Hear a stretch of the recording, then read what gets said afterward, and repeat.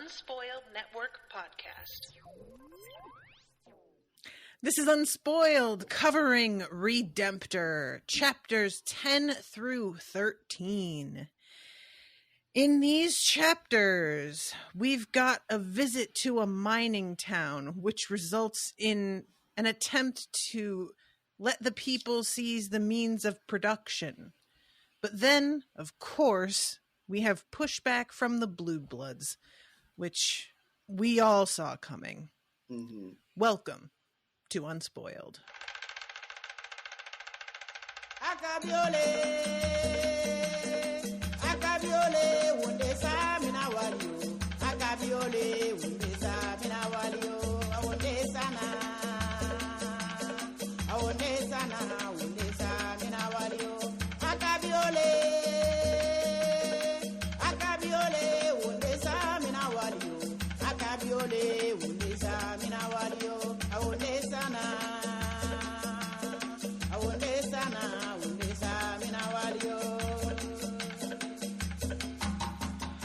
Welcome to the show, everyone. I am Natasha. I'm Rashawn. All right, so we're back. Yay! Yeah. Back. And we've got some big chapters for this one. Yeah. These are very eventful.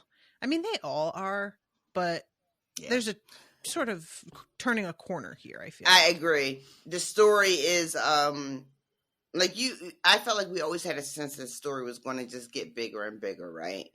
Mm-hmm. But I feel like we're taking a turn and starting to see all these other elements come into the larger story.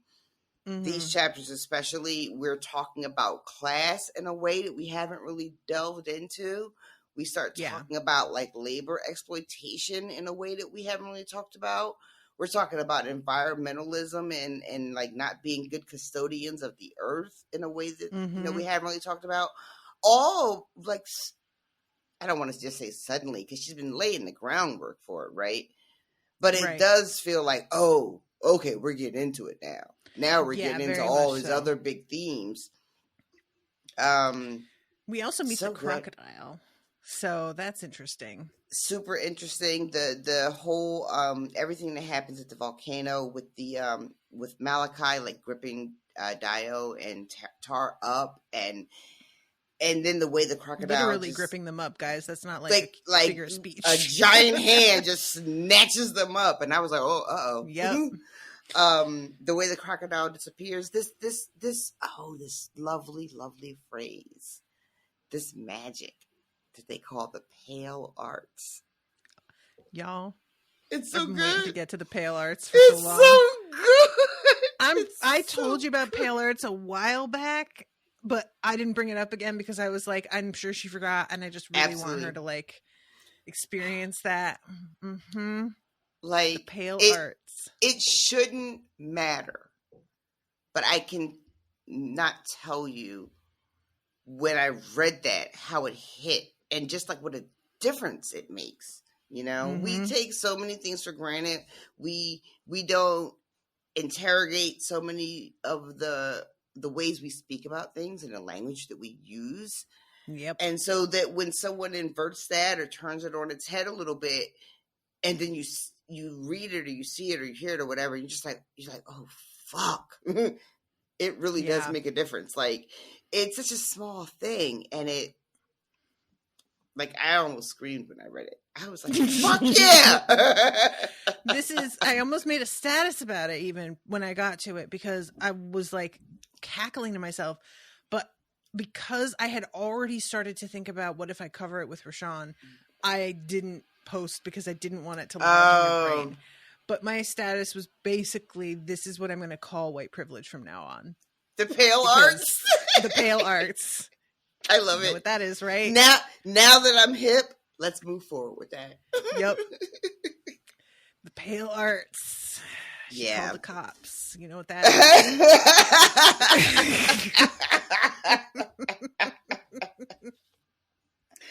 is? Girl, did you see that shit? Motherfucker that shot Breonna Taylor got a goddamn job as a cop someplace else. No. Yep. Oh my God. There's not enough room for all the bad news. Yep. I guess since we had Carolyn Bryant die, we needed to have some other horrible white person take her spot in the Hall of Fame. Although George Zimmerman's still out there, I guess. He's not white, but close enough. I think he cries every night that he's not white. He goes to bed sobbing in his pillow that he's not white. Jerry Springer died too. Yeah, I saw that. And my niece, I have completely forgotten about this. My niece posted like, "Oh, R.I.P. Jerry. I had so much fun on your show." And I was like, "Wait, what?" And I was like, "Oh my God, that's right." My nieces went on Jerry Springer a couple years ago. Like, well, it's been more than a couple years now. Maybe like 2014 or 15. They For real reasons, or they scammed the show. They scammed the show. Nice. They made up. People do that. They made up a story that they were fighting, two sisters fighting over one man, so they could get a trip to Chicago for free. So they went to Chicago, got a hotel room, got to be on TV. Why wouldn't you? I swear to God. And I was so mad when I first found out because I was still infected at the time, even though I was on my way out, still infected with sort of like the white gaze. And I was just like, oh, you can't, that's so ratchet. You're not representing well. Mm-hmm. Yeah. But I got over that shit. And now I think it's amazing. And I'm so proud of it. There was a thread I read recently that had a bunch of people talking about the ways that they or family members lied to get on the show. And it's like a super common thing. Mm-hmm. So I understand people talking about like exploiting those people. But I also think a lot of folks just weren't victims. They were really just like, no, I want to get something. Thank you. Yes. Yeah. I'll pretend to be whatever. And I don't think that I would have back when, but I see the appeal now. You know, if I didn't have a face that I had put out already in like a way that might get me recognized, I would probably like consider it. I think too, people forget. Well, he was on for a long time, but people forget reality shows the way they exist now that we all know didn't exist really back then. True. If you weren't going to be on MTV Real World or Road Rules, there was nothing else but Jerry Springer, Maury, Ricky Lake. That was it for reality television. Now you can get on a circle, you try Big Brother, Love Is Blind, whatever island show is happening. You know, with be it Milf Island or whatever the fuck else. But for like 15 years, it was Jerry Springer or Maury. That was it for your 15 minutes of fame. There's no Instagram. 15 minutes of no. All right. Let's get into this stuff before we run out of time. Okay. So, we had the whole thing with the alugbato being like seen in some predictions, and that there was going to be real trouble, and everybody goes to their respective areas to try and cope with what they see is going to happen.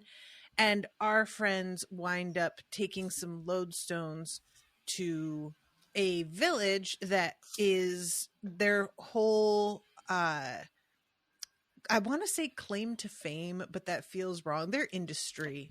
Yes, their industry. And it's really funny, kind of. I hate to say funny because it's like very condescending.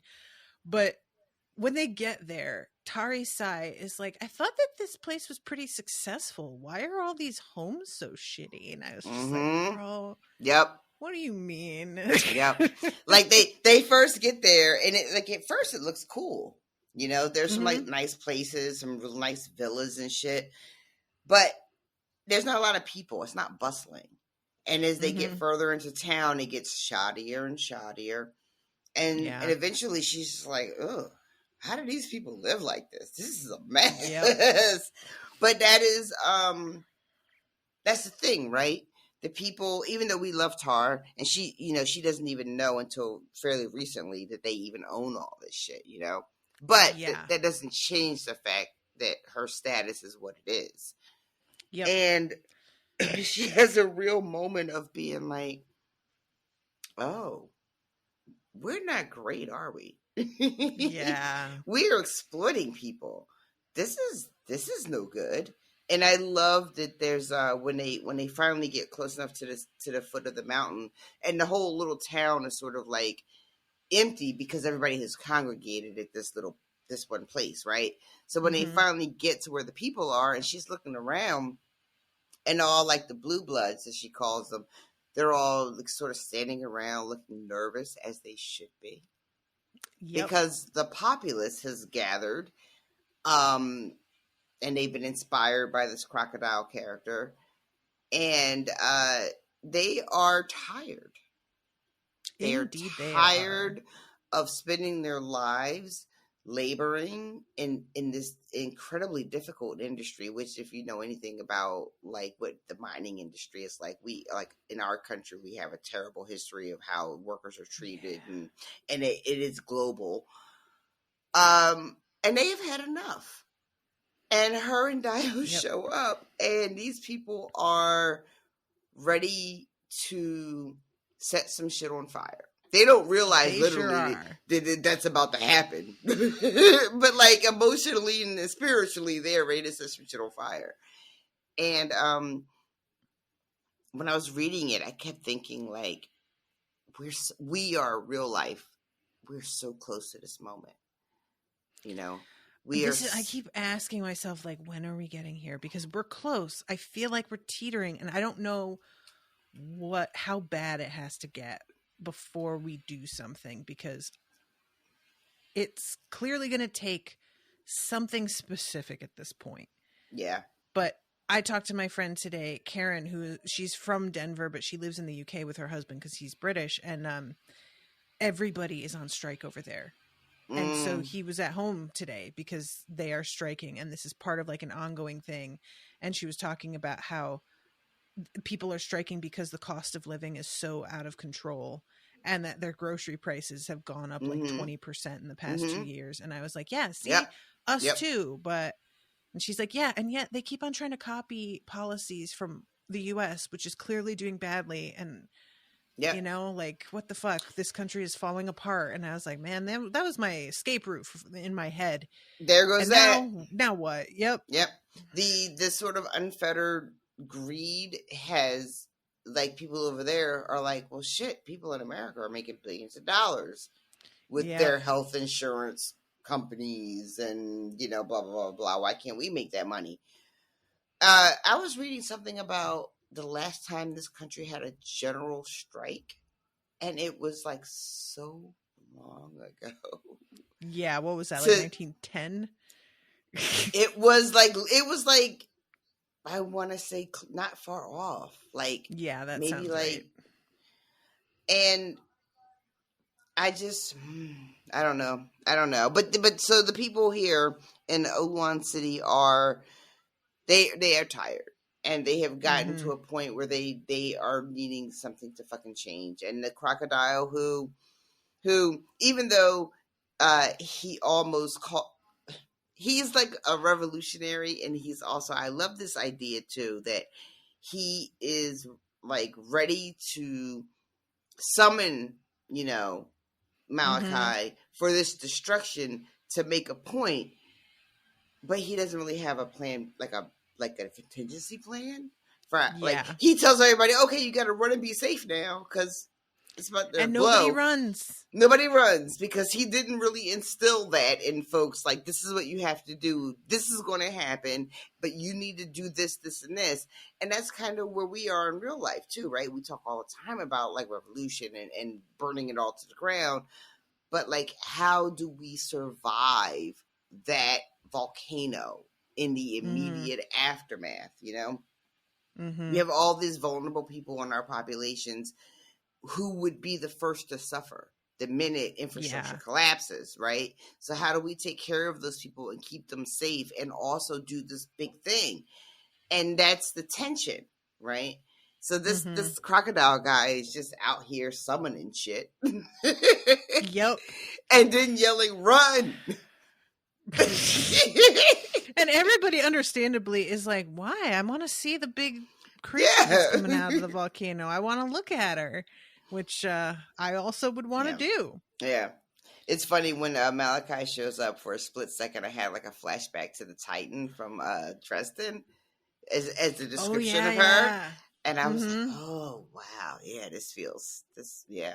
That's what I was seeing in my head. I kept thinking about the goddess in Moana on that, like before she turns into. Have you seen Moana? Is that a Disney thing? I feel like that name sounds like. I think it's Pixar. Yeah. No. Oh, I know what you're talking. I haven't seen it though. I don't. Yeah. Mm-hmm. Okay. Well, there's a goddess that is like she has been mistreated, and her land has been mistreated, and she is this crazy, like, she is made of lava and looks like, you know how lava gets blackened on the outside when it hits the coal, but inside it's still, her design sounds like it would be very appropriate for this. I'm going to find a picture and link it in the chat. So yeah, that was what I kept thinking of with this. And she is the one that goes ahead and picks up the Kunleos because she wants a word. Dio is like, he goes scrambling up the mountain because he's so earnest and so pure and such a cinnamon roll. I'm like, what are you doing? But it turned out to be the right thing. He's like, how can I help you? What do you need? What do you want? We'll do whatever. Because he is just not thinking clearly. But it needed to be what happened. He's so sweet. And then also what we find that there's been like all kinds of like hints and like quick references to Dio throughout the book about where he is. But in these chapters, it is explicitly said, finally, here's my deal. Not interested in the fucking. I don't know what's wrong with me. But it's not my thing, right? Yep. And that's huge. Yeah. Like, you have an asexual character that's like a main character who has this burden of reproducing this line of, like, you know, divinity basically on Earth. And him being like, but I can't do that. Y'all, this book is so good. It's the same thing. Like, Tarisai is also having an I can't in a whole different way. Yep. I'm sharing the link to the image of the goddess, by the way. Well, I want to click on that, but I don't want to get it distracted. Go ahead and click on it. I'm just going to give you a second. Real quick. Just a real quick click between friends. Just a little clicky click. Oh, I've seen this image before, but I never knew what it was from. It's dope, right? That is crazy good. Yeah. Wow. That's like perfect for this book. Absolutely. Yeah. Absolutely. So what Tarisai is struggling with is that she definitely does not want children. And what she, like, you know, it would be fine if she just didn't want children in a general sense, like you or I. But her reticence is coming from a place of, I would be like, bearing a child for a purpose that is so similar to what my mother did that I can't bear the thought of putting something that they may not want and that they can't opt out of on their head for them to carry the rest of their lives. Listen, with as little hyperbole as I can imagine that I can manage in this moment, Tara's reasoning and my reasoning for not having children are very, very similar. You know, I don't have like a dynasty or anything, but, you know, you and I have talked about this too, and talked about it in relation to this book. When you are told that you were born because your mother needed to have someone because they've been so lonely their whole life. I never, ever, ever, ever wanted to do that. And when I was very young and I knew I didn't want to have kids, I always thought to myself, I don't want to ever have a kid who thinks that I'm only here because, you know, my mom needed company. You know, even though I'm the youngest of several children, I won't bore you guys with all the details. But that sort of feeling, that sort of like, I wish I'm here to fill somebody else's missing piece. Ugh. And I was just like, I never want to do that. I never want to do that. And then I grew into just not wanting to have kids and not liking them in general. No fucking kidding. Having these puppies has been as close to having children as I am ever going to get ever in my life. And I am more than happy with that. Mine was always feeling like I was born for my mother to live vicariously through me because she got her childhood and like teen years taken away from her. Mm-hmm. So I was there to sort of do what she couldn't. And when you don't perform it in the way that, when you don't perform it, or when you feel their jealousy and they're like supportive still, but clearly resent the fact that you're getting what they didn't get, even though that was like what they wanted. It's a weird, it's a weird thing. Yeah.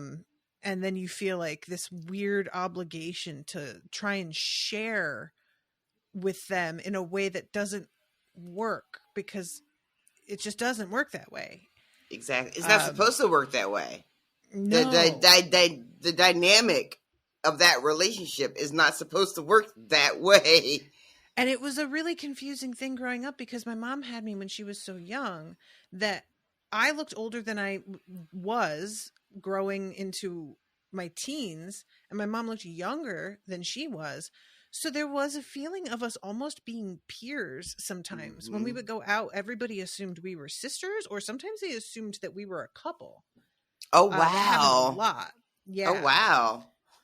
So it was a weird thing of feeling like she was a friend in a like real way, like that would be going to school with me, and it would get very mixed up.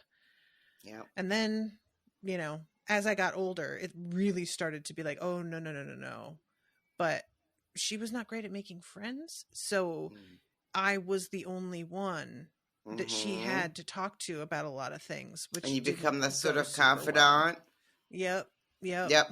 I was the one that she called to lament the fact that she had been dumped by the man she was cheating on my father with. Which I don't need to be in any part of that. But not there I was. Super appropriate. No. Yeah. So anyway, Tarisai's feeling of, I'm going to just put a fucking end to this whole cycle right now. Yep. Really makes a lot of sense. Yep. And it sucks because when Dio says, when he's talking about his limitations and his fear about not being able to have children, he says, and the thing though is I think I'd be really good.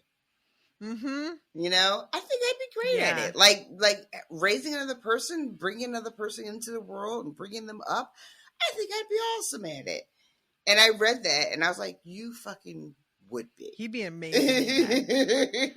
Especially like he talks about, they see a statue of his dad and he like touches it and is like, yeah, it's pretty much what he was like when he was alive too. So cold, stone, and no feeling. Remote. So he knows that he needs to be available. He's got the makings, but they're not going to be creating a ray bearer in the traditional way. It doesn't look like, and they basically just go, I guess we'll worry about it later. Which I'm super like, I don't know. Like this is, I think you told me it's just these two books and she doesn't have plans for a third one. So I don't know. She started writing a third one, but it's unclear if it's a direct sequel or if it's just set in the same universe and it's different characters. Gotcha. So I don't know if this book that we're in now, it doesn't feel like it's going to go that far into the future. So I don't know if that's something that gets resolved in this story or not. And if it doesn't, I'm not going to be bummed out about it. Like if I don't find out what happens to all the ray bearers in perpetuity. If something happens where the story ends up switching to where you don't even necessarily, quote, need a ray bearer because something has changed in the universe itself. Oh, okay. Yeah, that's interesting. I would be okay with that as well, Yeah, so that makes sense. Okay, so basically what happens is Malachi touches her head and gives her memories. I love this. There's this moment of, I think Tara says something in her head like species recognize species. Malachi sees Tara and recognizes something in her and knows you're the one that can take memories, and touches her, and Tara absorbs all of this anguish from like centuries, right? Yep. I'm going to read this bit. Can I read it? Yes, please. Or were you going to read it? No, I definitely wasn't going to read it. Paupers who descended into the mine before sunrise and emerged with the moon, raking a pittance wage to fill the bellies of infants they rarely saw.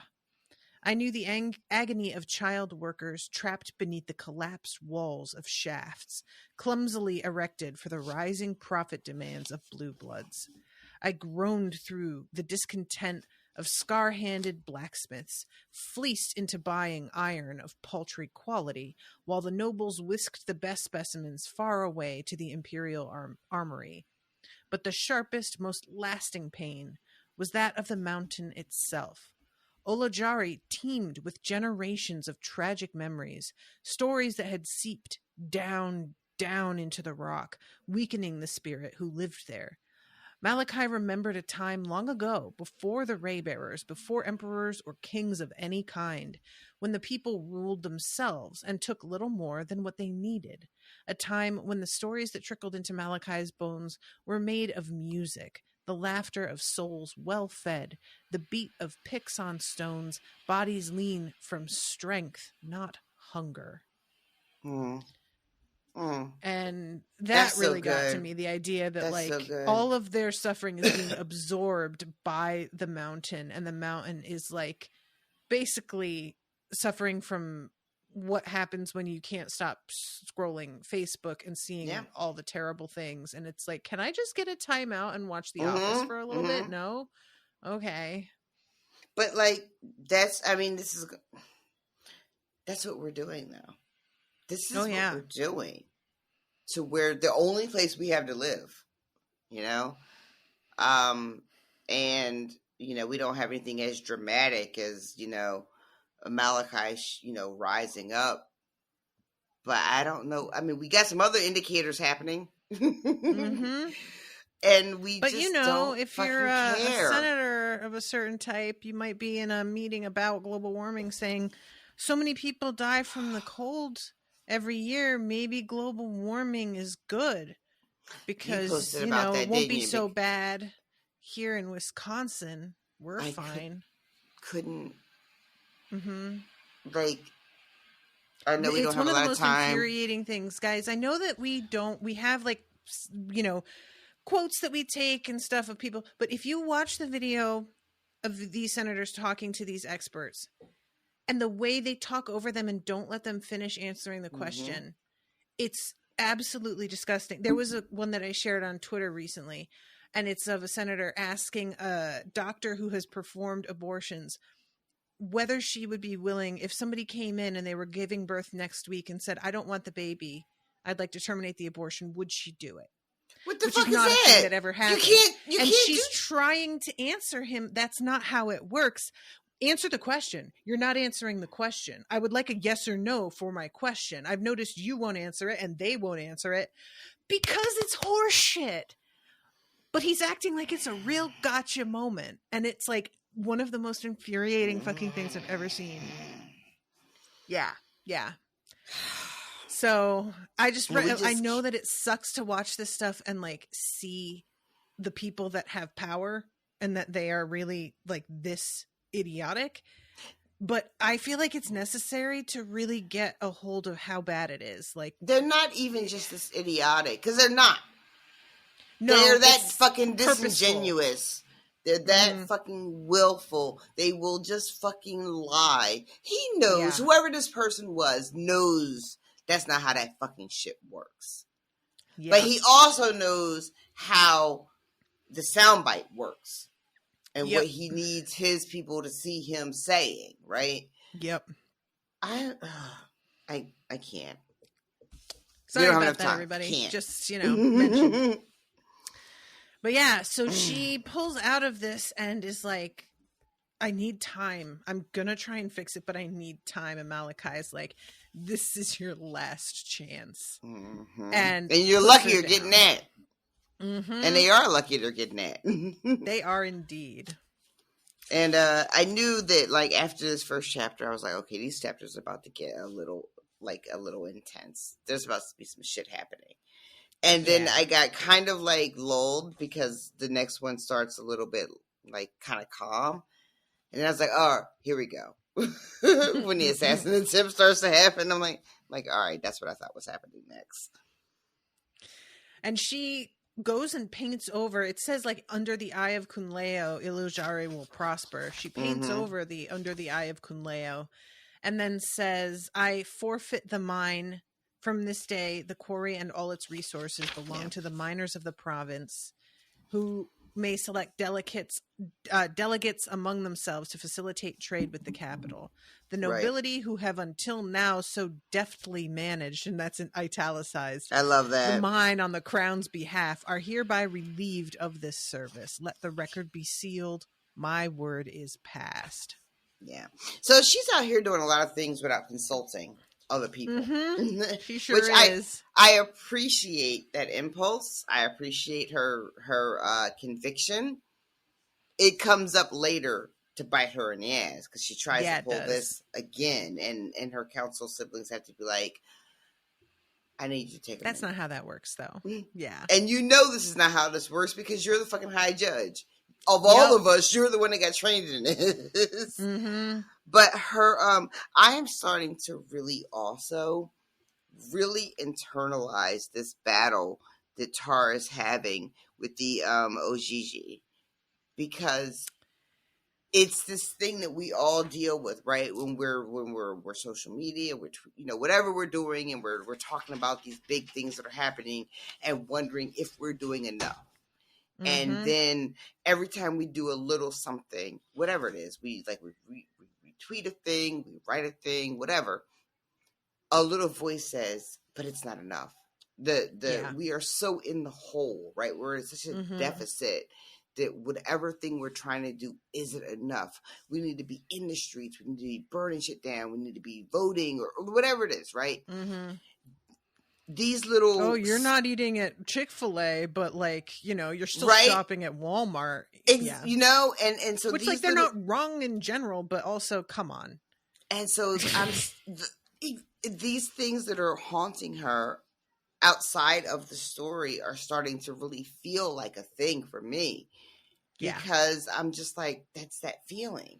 Like, they show up every time she's started to feel like she's accomplished anything. It shows up and says, it's not enough. Do more. And as I was reading these chapters, I was trying to come to a place where personally I could feel like, all right, well, it's okay to feel like you need to do more, but also, like, when do you give yourself grace?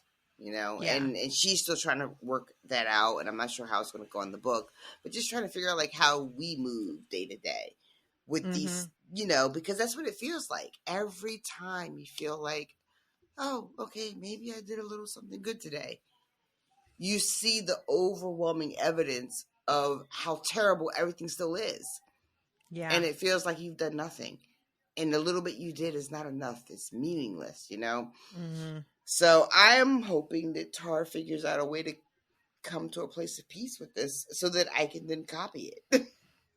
Right. Yeah. That's the thing. It's like, can I get some advice on that? Because she has a whole conversation with Jeet later. And it ends basically with her being like, well, I guess you're just going to have to move aside so that I can do what I'm going to do. Yeah. Because he's just awesome. That's not what I was hoping for. Yeah. But yeah, because he's basically like, I don't know why you think you have to be the one to save everybody. And she's like, I don't understand how you could not see how I have to be the one to save everybody. Someone has to do it. Help me do it. And he says, I can't. And then he's gone in the morning. Yeah. But we'll get to that chapter. But we should get there in a second. So, yeah, she does this, and a bunch of people are celebrating, but of course, there's the Olajiji, and there's also the other nobles who are looking at her with a fucking tone to their face. Oh, their face And got a tone. yeah, and she gets in the face of Crocodile, and face is used. He's got a mask on, so that's not exactly correct. But she says, you're either a fanatic or an idiot. You almost got these townspeople killed. And when the quarry was destroyed, what then? These people are miners. How were they supposed to live? And he has a stance that tells her he hears this and knows that she's right. But he tries to be like, they would live free of the yoke of exploitation. Listen. And she's just like, God, shut up. He is every fucking leftist on Facebook with a whole bunch of theories spouting out and no practical suggestions to gird it up whatsoever. He's just out here posting memes about Marx and moving on with his day. And when she says, call off the other attacks and I'll continue my improvements, let the will of Idagio be done, he said. He began to mutter a rapid series under his breath. The onlookers gasped, backing away as his limbs convulsed and the tendons in his muscles glowed gold. He yelped in pain and grasped his leather-banded arm where his veins bulged grotesquely. Then he vanished. And she tells her guards to track him, but there's like nothing to track. He literally has just vanished on the spot. Yeah. This disappearance is really weird. I don't think we've seen anything quite like it, and I don't know what to make of it. I don't know if he's going to turn out to be I don't know how to explain it. He's going to turn out to be someone we've already met, but in some sort of, I don't know, disguise or under like an illusion or whatever. Or if he's going to be a wholly independent character that is not attached to anyone we've met before, in alliance with anyone we've met before. But something about this description feels familiar to me, but I can't quite put my finger on it. So I don't know if Which description? Like the gold tendons like and stuff? He has this thing on his arm, his leather banded arm, and something about it glowing gold. I don't know. It just feels like familiar, but I can't put my finger on it. So I'm just going to keep an eye on that.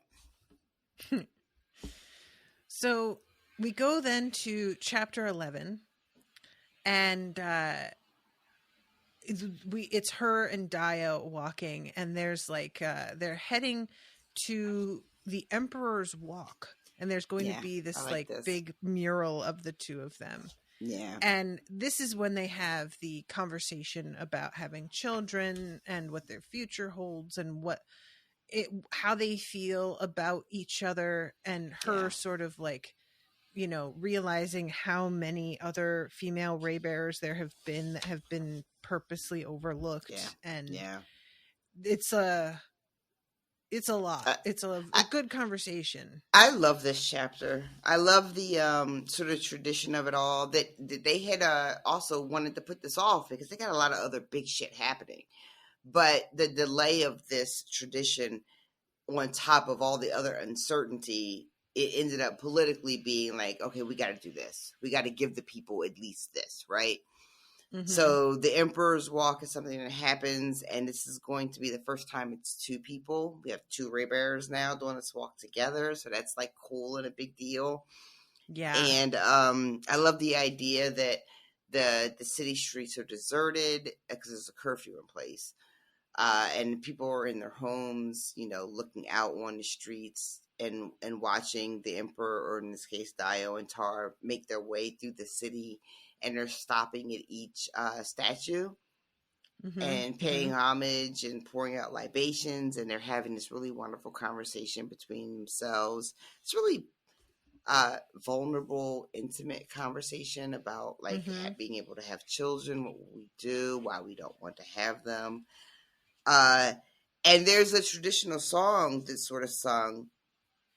And there's a new song for Tar, right, that people are singing about having a woman ray bearer, and she gets so overwhelmed. She's so like filled with like gratitude and almost like I'm not quite worth it, and wondering like, do the people really mean it? Because they're singing it like they're happy to have her, you know. Yeah. I forget what the line is, but there's something about like there's gonna be like Dio for the evening and Tar for the morning, you know, like this is, and it just feels so good. And as I was reading it, also, I was she like, kisses him. We haven't mentioned this. Yeah, she and gets, he seems to be like, he likes that. It's not really, it doesn't fall under the same kind of like header as sex does, because there's a whole different intent behind it, and it just feels different, you know. And I kind of appreciated a kiss being like desexualized. Yeah, weirdly. He says something to her about how he says something like, the benefit of having the ray and being loved by 11 people is I understand how love can be different for each individual person. I really, really love that. He tells her, he says, like, you know, your love that you have for Kira is different than you have with Jeet and that you have with me, and that they're all valid. You know, there's this sort of the idea that we have that like sort of romantic relationships are the pinnacle. You know, everything else pales in comparison to the sexual romantic relationship you'll have with your one true love, whoever that might be. Right. And we know now that that's not true. I hope we know now that's not true. And it's really nice. A lot of people still feel that way. They do. It's a really, It's really, really affirming to read it in a story this way, though, right? I thought it was great. And there's a place for all of them. And he tells her kisses aren't so bad. It's the other stuff, though. Not interested in. Yeah, he's like, that was kind of fun. We should do it again. And she's like, I don't know if Jeet would be okay, but we'll see. Does she kiss him on the mouth? Doesn't she kiss him on the cheek? I thought she kissed him on the mouth. I was pretty sure. I'm going to go find this spot. Here it is. She says, my heart raced, then it slowed. The smile had convinced me to stay. I slid my hand to Dio's shoulders and pressed my lips to his cheek. Oh, okay, it was his cheek. Yeah. Okay, yeah. Yeah. It wasn't anything like what she does with Jeet. It wasn't sexual at all, but it was intimate.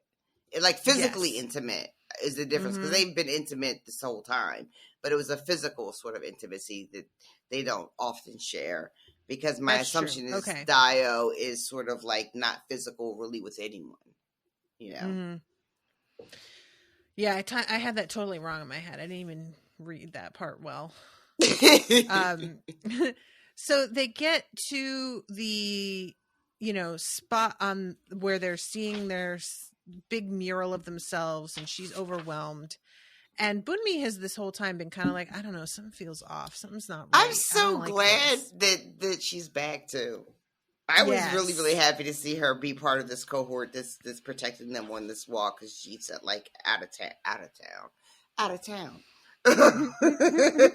I was really happy to see her back. And they're in the middle of like joking around about it, cracking up, because he calls himself Dio the Gullible and Tarisai the Maleficent. He has snuck and seen the mural already. Yes. Right? And so he's like, yeah, I peeked. But it's good though, because I'm going to just watch you enjoy it. And he gets to see her be so overwhelmed with emotion. And it's this wonderful moment they have together. And then the arrows start flying. And I was just like, here we fucking go. One of them lodges right next to her head. She like feels it pass. And then he throws himself in front of her, and it lodges in his back. And of course, forgetting that he is completely immune to death of this nature. Why is she wilding? I also forgot. Let me tell you, kids, the first time I read this, I was freaking the fuck out. I was like, oh my God, she killed Dio. What the fuck? Completely forgot. I read this shit. When he's like laughing and being like, Tar, I'm fine. I was like, oh, God fucking damn it. Yep. I read, I said, girl, why are you bugging? He's fine.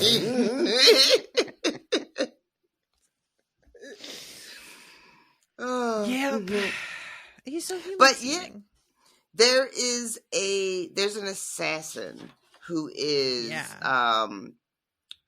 clearly aiming at Tara because she's the one who's vulnerable, right? Yep. And I love that he has to remind her, like, I'm good. You are the one who's in trouble here, ma'am. Yep. And then, like, as much as, like, I joke about, oh, I knew he was fine because I remembered about the Ray and everything, what I wasn't ready for was what happened to the assassin. Oh, right. Didn't know what the fuck I was reading. Had to read it twice. Did not know what was happening. So you want to tell everybody what that is? Y'all, her fucking little haunted spirits, her, I just said it earlier, her Ojiji? Yeah. Well, the Ojiji, yeah, they're the little demon type dealies. Mm-hmm. But yeah. These things and they're that have been normally haunting like her. only visible to her when they come, but then they can make themselves visible apparently. That's what fucked me up because she was like, what she should have been. She was like, y'all see this shit, right? And everybody was like, yeah, we see it. And I was like, thank God y'all all see it. So, you know, she's not crazy. These little specters, these little flesh puppets, all, I know that's terrible, right? They fucking come up out of wherever and go scrambling up the side of this building and just like converge on this assassin. And I think she said something like they like eat them like jackals until the assassin and all the little specter children topple from the top of this building and land in a giant thud in the middle of the street. Yep. My face the whole time I was reading it. The children were still at first, covering the assassin's corpse. Then, in slow, disjointed movements, they rose from the ground. Which, like, honestly, the fact that they just get up and move in there. They're like popping their shoulder back into place and shit. I wasn't ready. Yeah, they're like zombies, but with more consciousness than zombies tend to have normally. And, like, I wanted to be for a second, like, being like, oh, good, they saved her. But I wasn't. I was like, oh, God, they saved her. They were like, no, you don't die now. You got a date with us in the underworld. Yeah, she says, why are you protecting me? What do you want? Justice, they said, and crumbled into dust. Their voices, a quiet hiss that raised every hair on my neck. Blah, blah, blah. Right? Yeah, I can't get over how still creepy this is, this little aspect of the story. Every time they show up, I feel like I should be like, oh, I've seen them before. But every time I'm just like, oh, God, they're back. Yeah. Oh, God, they're back. It's because like, every time they come around, they're doing a different thing that you didn't know they could do last time. You know? So it always just kind of feels like, well, what the fuck? I thought we all had agreed on what the playbook was, and you just keep adding extras. That is a really, really good point. I'm so glad you brought that up, because that is definitely part of it. Like, I keep thinking, like, I have expectations, and, like, I understand the rules, and then I'll be reminded, no, I don't understand the rules at all. I don't know what this is yet. I tell myself in the chapter, oh, these are these things that do this thing. Right. But that's not really true. That's the thing that's like a real fine line to walk as a writer. Keeping things surprising and adding new rules without it seeming like you're just pulling out of your ass whatever you feel like doing. Yeah. You know? And as of right now, she's walking it just fine. I believe it, because Tarisai doesn't understand what the fuck is happening here, really. So the fact that we don't understand, I accept. Yeah. But it's just that much more unnerving to be caught by surprise over and over again. So they get sequestered. There's all these people, and she starts to kind of freak out, and she has to like eject everybody from the room because they are just all over her. Yeah, she gets back to the palace and everybody is checking on her. Jeet's there. He's scanning her. People are talking, asking questions. The commander is trying to resign. There's a lot happening. Yeah. So she tells everybody to get out except council. And I think she lets Bunmi stay. And she rejects her resignation. She's like, look, girl, Boomy trying to know resign. that. Get the fuck out of here, girl. We all saw what that was. That was not fucking regular shit. You're not resigning nothing. Get out of here with that. And then they have this conversation, and basically Tara's like, listen, somebody in the palace is behind what happened. Because the way the assassin has such a clear shot is that someone gave the guards like a go-ahead, like it's an all-clear signal, right? And so that's how they ended up in the trap in the first place. So Tara has put together that there is somebody on the inside who is behind this plot, and that makes it even more treacherous. I loved it, but me is all like, you put it together, all impressed. Yep. And then she pulls out this stone. Yeah, this is wild. She produced a foul-smelling rag from her pocket. Inside it glistened a putrid yellow stone stained with blood. At the sight of it, a memory ticked in my thoughts, the glittering green gem in Melu's cuff, the one my mother had used to enslave him. And this is when Eiling is like, is that the Pale Arts? And this gives somebody it binds them to a task. It bestows them with certain abilities and makes them resistant to dying. And they will fuck you up as you continue wearing them. Yeah, because they're definitely poison, but it's like a slow. Yeah. Yeah. And the ability thing, they're thinking that's why this guy's like aim was so accurate. Yeah. Although he didn't miss Tarisai the first time, which is but Jeet did not Jeet. Dio kind of like knocked her out of the way. Oh wait, no. The first one goes. Noticed it's happening. Right, the first one goes by her ear. And we find out that this is sort of a calling card of a very particular type of group of assassins, and they are well connected. They're very, very, very expensive. They're like the fucking faceless men from Game of Thrones. Exactly what I kept thinking of. You're not just walking in with $2 in your pocket buying these people. You have to have a lot of money, a lot of connection.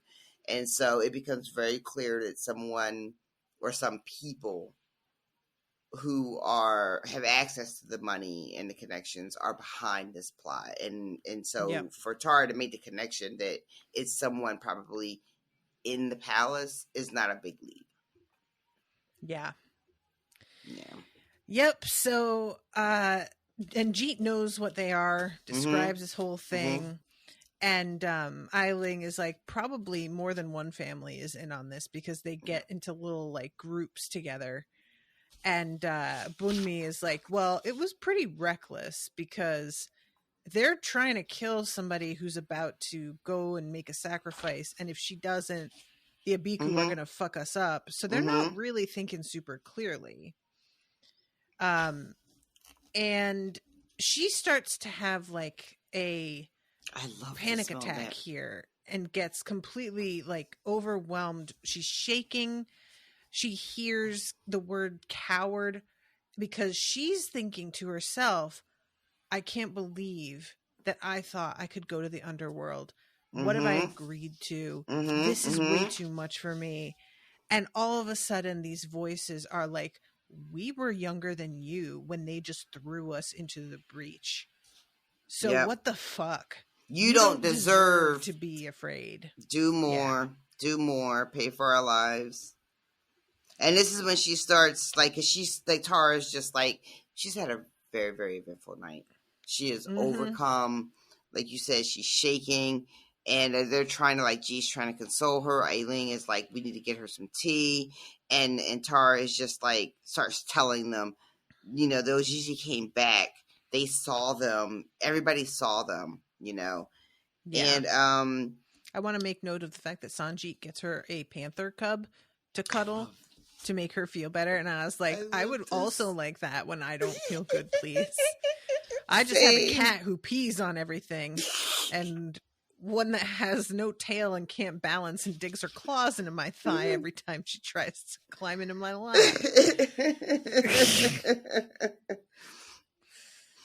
I love this moment too when there's a couple of things that happen here. So there's a conversation about how these creatures, because Dio is wondering, like, how are they getting into our realm, right? Yeah. You know, they can only get in from an opening. And the Aruka breach is supposedly monitored very heavily and carefully. Like, nothing is coming in and out that wouldn't be noticed. So Tar thinks there's got to be a new breach somewhere else. And then this sort of surprised me because we had that whole sequence where they're walking through the bush and they're getting lured by the Abiku into caves and stuff, which it's said that those are like portals to the underworld. So we know that that's not the only one. Right. And that these caves are a thing. So I was waiting for somebody to mention that, and nobody says anything about that. I when I was reading this, I was thinking to myself, because I was trying to remember about the bit about the bush, and I was thinking, well, like, was there something said when they went through the bush that it's contained? Like, they can't get out of it. They only can move within the bush. And as humans, as you're traveling through, you're in danger or susceptible to them while you're there. But once you get outside, like broken the contract of like, as long as you stay out of our spot, we won't bother you. But I couldn't remember if that was like a thing or not. But I had the same thought that you did too. And then I want to talk about really quickly when they start talking about the council siblings who are here and Captain Bunmi, trying to figure out, like, well, what's the motivation? What's going on? Why is this happening? Who wants you dead? Da, da, da, da. There's a very specific mention of how only Jeet and the captain are from poor families. Everybody else in this room, even Tar, is privileged in a way that those two aren't. And they get it. They get what's happening here and why it's so dangerous. And it takes them to sort of share it with the rest of the group and get them to, like, understand it. And I really appreciated that perspective. You did something unforgivable by giving peasants power. Like, we know what it's like when y'all think we've got too much power. We've seen being slapped down. Yep. It might take years, but at the end of the day, peasants outnumber the gentry. Yep. Once enough commoners prosper, blood status will be all the nobility have left. And that's so important. Once that happens, a real thing in the old UK. Yep. All they'll have left is their last titles, name. But nothing else. Selling their ancestral homes because they can't upkeep those giant 40-room country homes. Yep. So then Jeet tells her, I think you should take a step back from the court. And until we know the palace is secure, just relinquish duties as empress. And she is like, fuck you. Absolutely does not go well. Not. This is exactly what they want you to do, and you're fucking falling for it. No, we're not doing that. Yep. So then she writes her edict, giving all of the natural resources to the people. Hunting grounds, fisheries, lumber mills, quarries that had been claimed by Kunleo have been relinquished to commoners. And she's like, I'm doing it. And Eiling is like, no, you're not. But you can't. That's not happening. Tara even writes effective immediately. Which is how I like to sign my emails. That would be pretty good.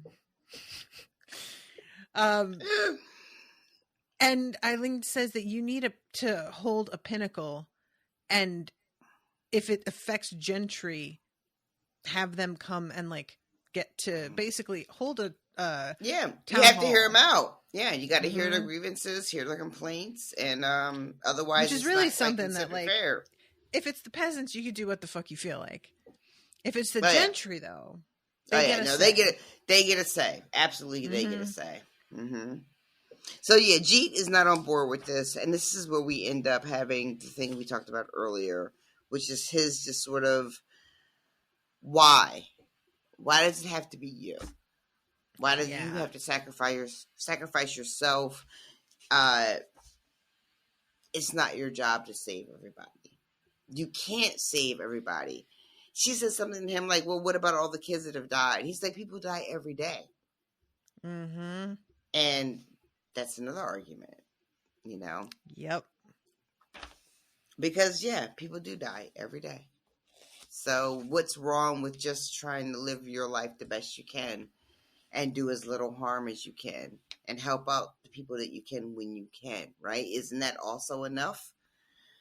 And that's a good question. Is it? Is it enough? Tar says You'll no. never save them all, Tar. Whether you ride across lodestones or make the nobles want to kill you or hurl yourself into the Iruku breach. Mm-hmm. Mothers will still fail to escape. Brothers will still get taken away. And the girl you love will still offer herself as a sacrifice to monsters. I understood him. I did, but rage bubbled inside me. Yeah. Mm-hmm. He says, have you ever considered that most people weren't born to save the world? Most of us are lucky just to find a home, a family to protect. And that's enough. It's more than enough. Everyone can't care about everything. And you know what? He's not wrong. He says, I think your life should not be a means to an end, which was a real fucking word. No human being should be reduced to a function. The day we do that, it's the beginning of the end. Yep. The words jolted me, ringing true like a song, but they jumbled in my head with a dissonant tune, one no less true than the first. The only thing more powerful than a wish is a purpose.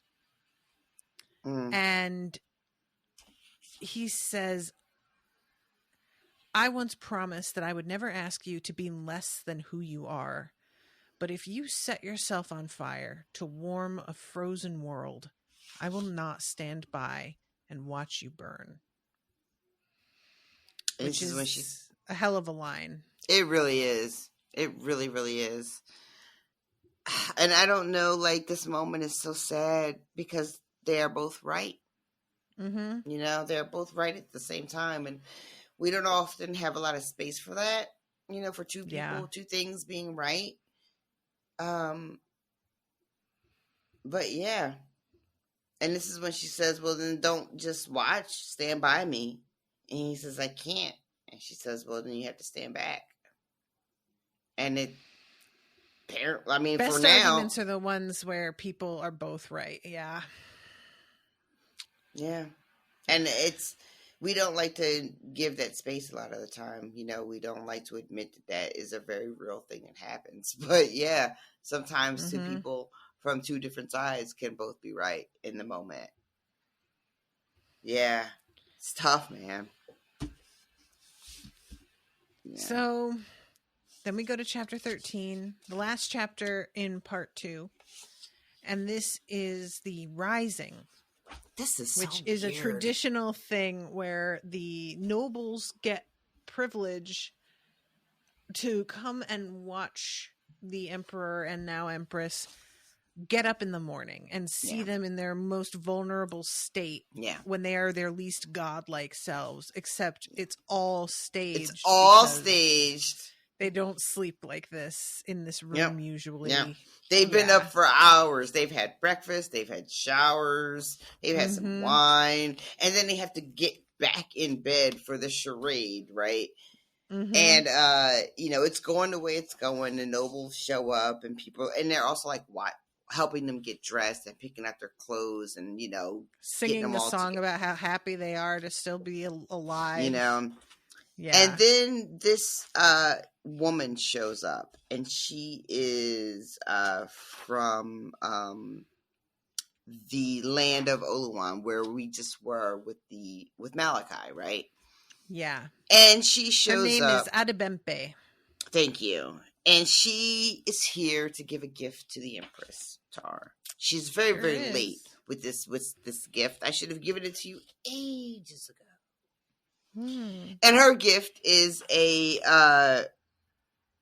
it a griot? Griot, yes. And this is a standard gift. And it's generally someone who is well trained, has been training their lifetime for this job. They are, respected, competent, long sort of like pedigree. You know what I mean? You give somebody some, you're giving somebody a fancy person. If you're in a business of giving people as gifts, which is a different conversation. True. But say you are, right? So they show up, and they show up with a very young girl who stutters, which is not something you think would lend itself to this particular role as storyteller and songstress. This person is supposed to, something that George R. R. Martin would have. This person is someone who's supposed to write songs about your good deeds and everything that you've accomplished, right? Sing the story of your life. And they show up with this young, poor girl who can barely speak, who is carrying her drum in, she's not even wearing her proper headdress because she's using it to carry her drum. And this is supposed to be an insult. This is a joke. This is a stick and a finger in your eye. We don't respect you at all. It won't just be funny. And also, she has a stutter because of a mining accident. She got hit in the head. Extra fuck you. Yep. Yeah. Yep. You're trying to save the miners, and we still have total power over them. Yep. So whatever, fuck you. It's super gross. It's so gross. And it's been a little minute since I've seen we've had glimpses of how the nobility behaves, but this was especially gross. I feel like this was a real turn, of just really nasty behavior. And I don't know if we've seen anyone act like this so far. I don't think anybody has felt warranted in doing it because she hasn't gone after anybody in what they see as a personal way, right? At all. And it's so funny that all you have to do is just threaten their money to get this reaction. It doesn't take much. Yep. Just fucking threaten her the bottom line. Yep. And then someone will have the boldness to behave this way in the palace in front of witnesses. Yeah. It's really, really staggering. To the Empress, to her face. To her face! Yeah. To her face. And all you did is have to fuck with their money a little bit. But then the most beautiful thing happened. This little girl starts to sing her song. And her stutter goes away. And it's beautiful. And I think at one point, right when she starts singing, Tara tells everybody to stop laughing, and it has almost the same effect that we saw at the sort of feast. Remember when she commands everybody, and they all sit? They said people from Songlander, they all sit down and are just okay, she told us to shut up. I guess we're shutting up now. Yeah, she uses that a little bit. Stop laughing. And they fucking stop laughing. Don't you wish you could? Girl. And we still don't know what this is. Even Tara's oh shit. Yeah. Okay. The first time she was just kind of well, I'm glad they listened. And this time she's something's weird about this though. Yeah. What, a couple people, they act like they're choking. They're I love this. I can't wait to find out what's going on with this. And I love that Tara's is I'm going to have to circle back and see what's going on with this. I don't have time right now, but we're going to put a pin in this. But yeah, she tells this young woman to play, and it's beautiful. And it when she stops, it says that no one was laughing now, and everybody is staring in a trance, they can't believe, and I love this. It's so good. It's so satisfying too. And I love this bit. Tara says, my first impulse was to kneel with her. I wanted to clutch this girl to my chest to steal every day of terror and abuse she'd ever had, hurling the memories into oblivion. I love that so much. Yeah. I really do. Mm. Aduke sang with a skill too familiar with grief. For this child, evil was not the monster of a cookfire tale, but an intimate, constant friend. Ooh. God, so good. So good. Hate it. But Tara says, instead, I kept my face solemn and wordlessly unclasped the gleaming coral necklace from my throat. And she anoints her as, her official. They have a word for it. It's not griot. They call it something else. Akorin. An Akorin to the Empress Redemptor. And this little girl can't believe it. Yep. She's like, wait, really? For real? I love it. It's so satisfying. All her courtiers are like, wait, what? Congratulations. You played yourself. It really is. It really is. It could be like a million memes. It's so good. Yep. It's so good. And the way that these people were cackling about how they found this little girl, we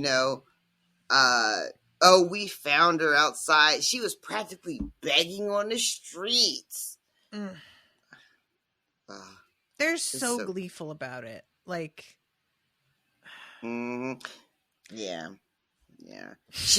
When they say that she doesn't even have and I don't know how to say the word, but it maybe gele or jelly. They're talking about the head wrap. Yeah. And then she's just like, I have one, but I'm using it for something else right now. Yeah, as she's trying to explain that she's using it to hold her drum because she doesn't have a case, that's what sends them off cracking up. Yeah, they all just think that it's very fucking funny and it's super gross. It's genuine. What, guys? Well, don't you have anything better to do? Nope. No, they don't. They're fucking gentry. No. What do they got to do? Yep. And it's the same all the way around the world, right? So after this is done, she tells her people to take this young woman to get fitted for her wardrobe, and that she'll be staying here in the Imperial Suite. And last thing she says is, and make sure she gets a proper case for that drum. Have her fitted for her wardrobe. I want somebody to fucking say that about me one day, man. Girl. A wardrobe. Maybe one day. And it not be all stuff from Shine. I just got my Shine order the other day. It came Tuesday or Wednesday. Did it fit? Was it good? Most of it fit, yeah. It's all boring work stuff, but it still was nice to have new clothes. Even though I know we're not supposed to be shopping there, and fast fashion is terrible, but I'm poor, so I don't know what else to tell y'all. Yep. Do more. Do more.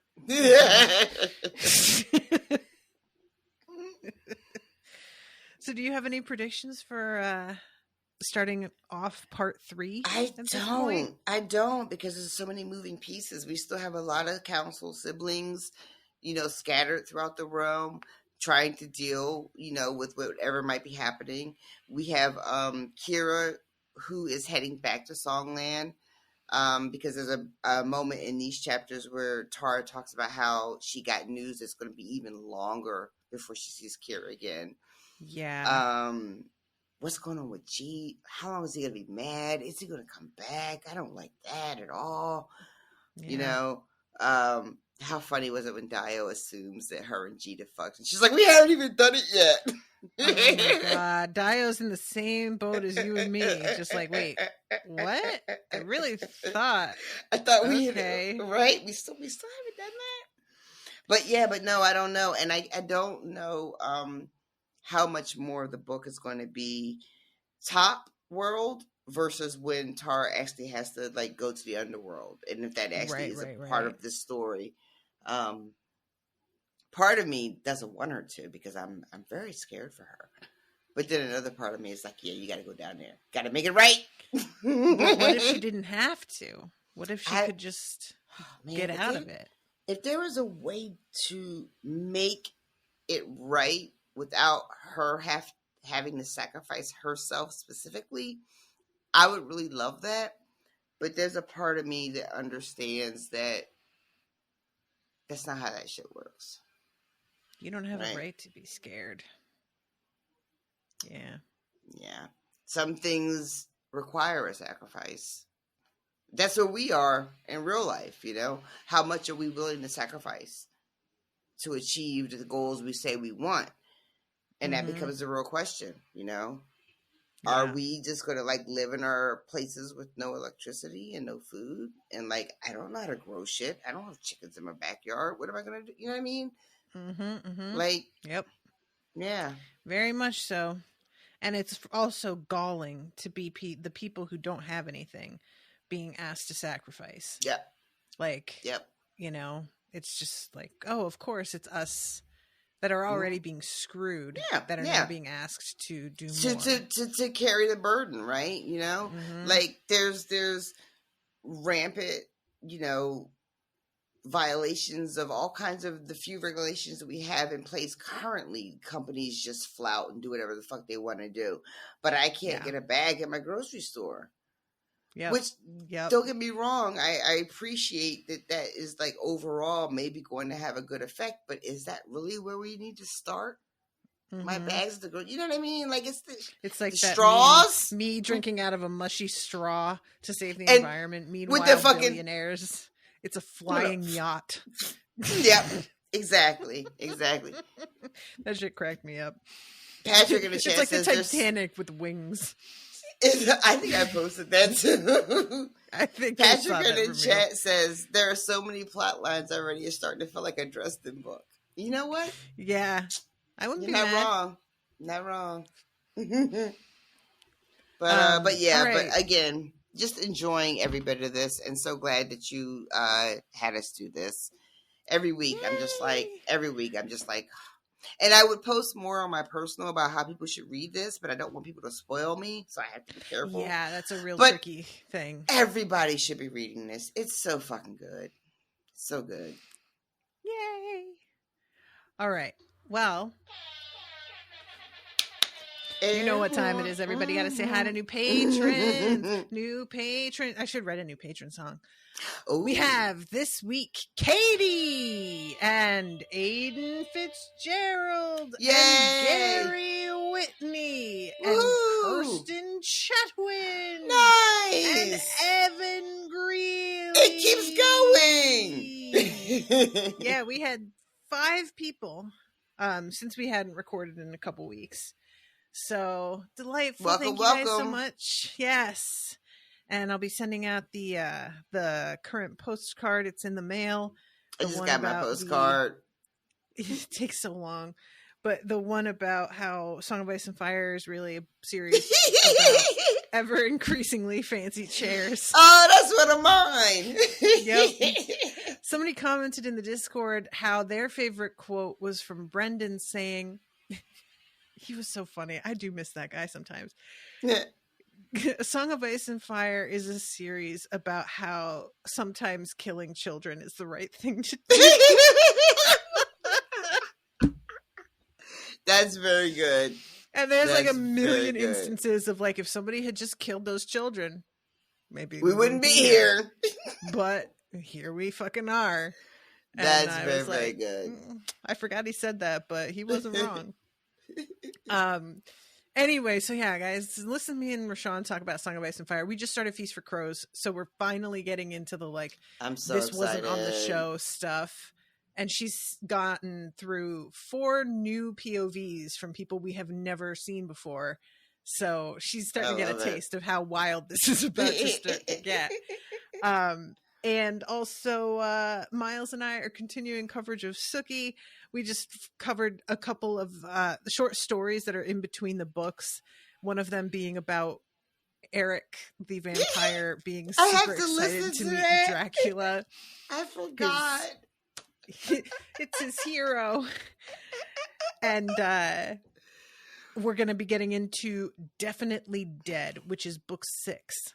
Which I feel is the book where things really start to be the Sookie series. It's sort of like Really? Book 3 or 4 is when Dresden starts to really feel like Dresden. Right, That's right. when we have Michael and Mouse and everything. Yeah, and that's sort of where Sookie starts to really feel like Sookie. You get some world building and some information that things fall into place, and that's what it is from then on. And I'm really excited about it. There's a whole thing that happens that I'm tempted to do as a live read because I really, really want to like see Miles's reaction. For those who are unaware, I did a live read with Miles when we read Twilight of the chapter where we find out that Jacob imprinted on Bella's infant daughter. No. Where Miles literally got up and left.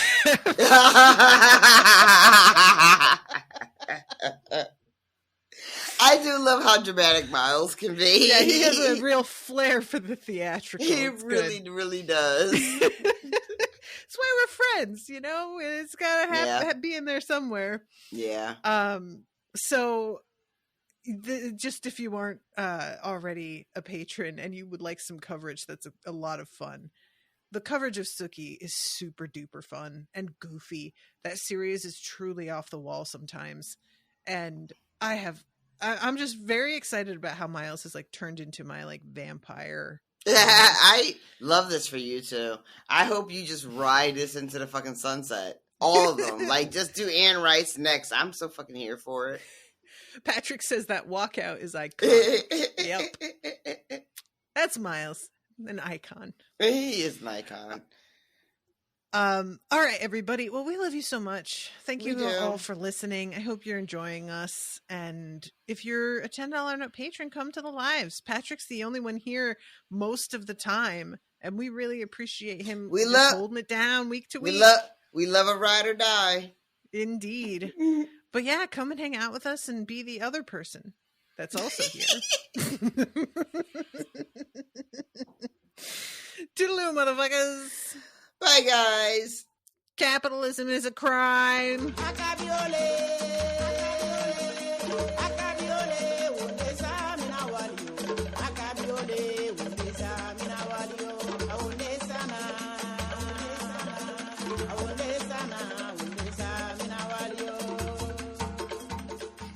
Patrick says, I remember reading a Goosebumps story with an evil sponge that lives under a kitchen sink. That story fucked me up, Patrick.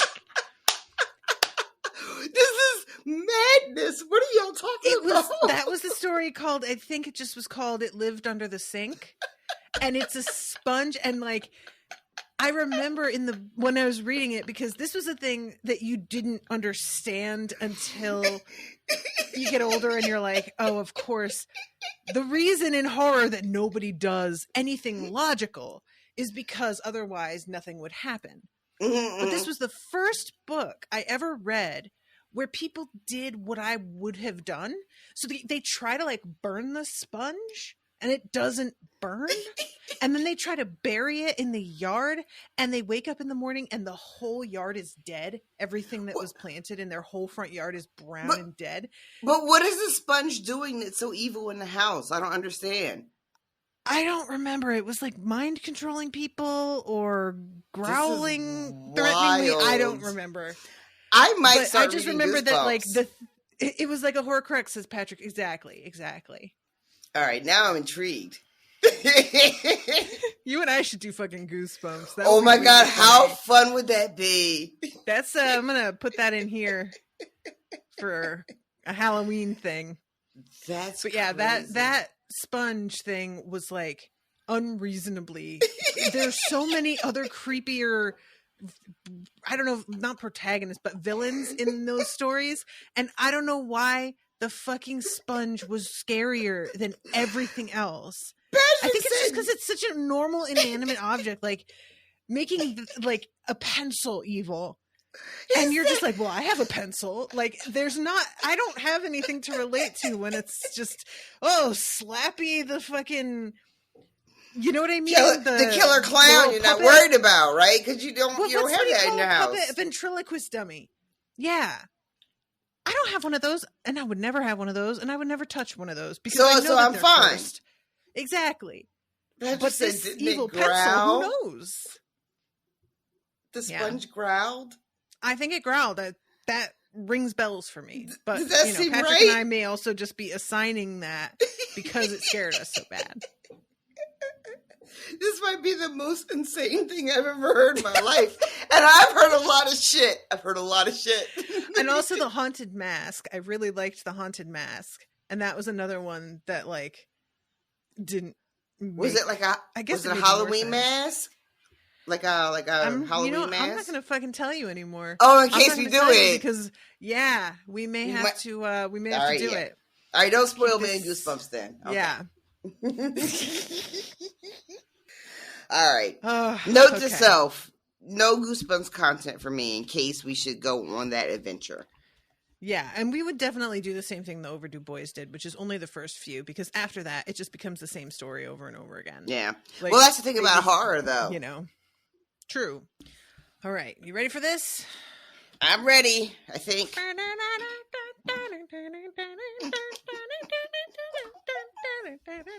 Your brain is so weird.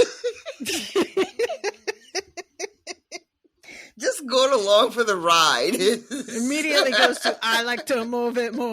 I like to move it. Why? I don't know. Probably because there was a commercial in 1997. I was going to say, those songs one after the other. What is it? That's music now? What are those things called? Now that's what I call music. That's it. That's the one. Yep. Or jock jams. I'm a fan of a jock jam. Love me some jock jams. That was the first CD I ever bought, was Jock Jams 3. You bought one of those? You better believe it. And I listened to that shit on repeat forever. That's how I learned the lyrics to "When I dip, you dip, we dip. We put your hand upon my hip. I dip yours and you dip mine. And we dip down low and roll on the ground. Get on the floor like I said before. You remember that down low. Just put a little dip in it. Now roll those hips with it. Pop it, push it, rock it, roll it. Can't control it. I come hold it. It's all in fun. So take a chance. Just get on the floor and do that dance. I know you like it. Just try to find it.